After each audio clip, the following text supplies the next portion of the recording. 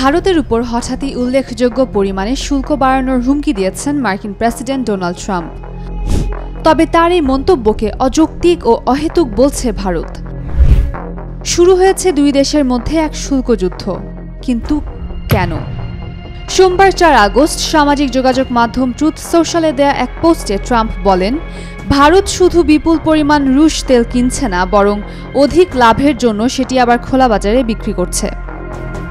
রাশিয়ার যুদ্ধযন্ত্র ইউক্রেনে কী পরিমাণ মানুষ হত্যা করছে তা নিয়ে ভারতের কোনো মাথা ব্যথা নেই।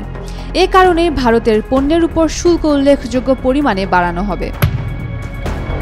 ট্রাম্পের এই মন্তব্যের পর ভারত সরকার কড়া প্রতিক্রিয়া জানিয়েছে।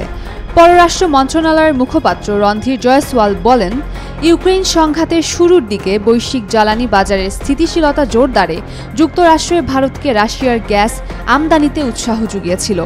ভারত রাশিয়া থেকে আমদানি শুরু করে কারণ পুরনো যেখান থেকে তারা তেলের সরবরাহ পেত, সংঘাত শুরুর পর তা ইউরোপমুখী হয়ে যায়।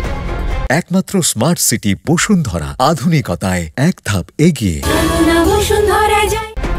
তিনি আরও বলেন, যে কোনো বড় অর্থনীতির মতোই ভারতও তার জাতীয় স্বার্থ ও অর্থনৈতিক নিরাপত্তা নিশ্চিত করতে প্রয়োজনীয় সিদ্ধান্ত নেয়। ভারতকে আলাদা করে নিশানা করাটা একেবারে অযৌক্তিক ও অহেতুক।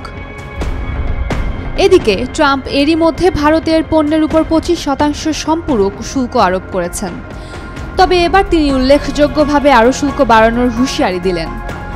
তবে ঠিক কত শতাংশ শুল্ক আরোপ করা হবে তা এখনও স্পষ্ট করেননি তিনি।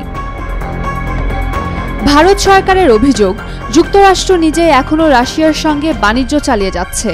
2024 সালে যুক্তরাষ্ট্র ও রাশিয়ার মধ্যে প্রায় $3.5 বিলিয়ন পণ্য বাণিজ্য হয়েছে।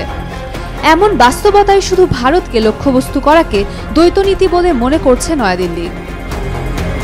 ট্রাম্পের কড়া বার্তার পরও ভারতীয় প্রধানমন্ত্রী নরেন্দ্র মোদী দেশের তেল পরিশোধনাগারগুলোকে রাশিয়ার তেল আমদানি বন্ধ করার কোনো নির্দেশ দেননি। এমন তথ্য জানিয়েছে মার্কিন সংবাদ সংস্থা ব্লুমবার্গ, যারা একাধিক অবগত সূত্রের বরাত দিয়েছে।